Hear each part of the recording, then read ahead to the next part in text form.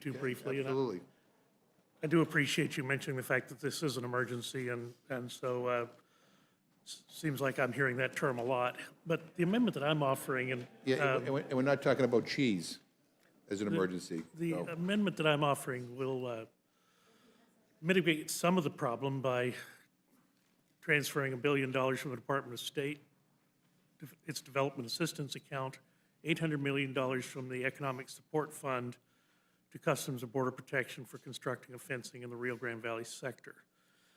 So according to the Office of Refugee Resettlement, it costs an average of $255 per child per day to care for an unaccompanied child in a permanent facility, $750 to care for them in a temporary influx facility. The typical stay is for 60 days. Each month, approximately 5,000 children are apprehended along our southern border and found to be inadmissible at a port of entry. These are unaccompanied. These are children not accompanied by a parent.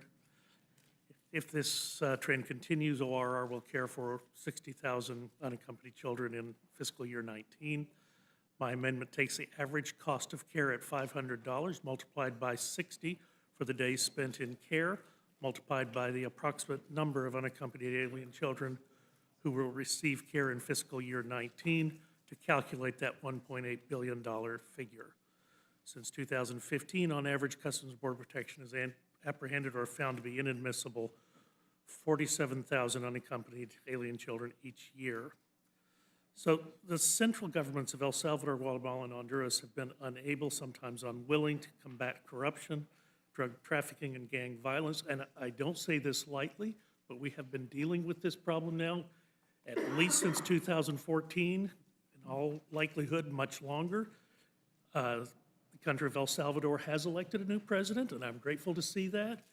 I don't know much about the individual. I don't know much about his politics, but he was not from one of the two major political parties, so perhaps they've elected a reformer.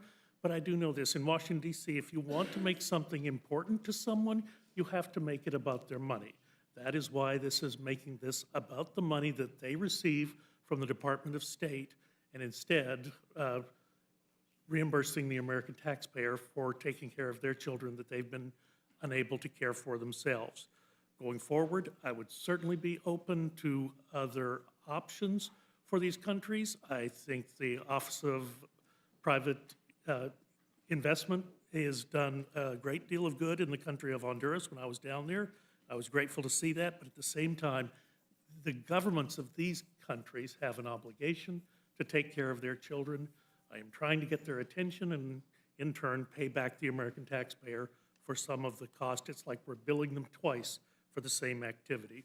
So I know that you say the rules of the House do not permit us to allow an amendment on a conference report.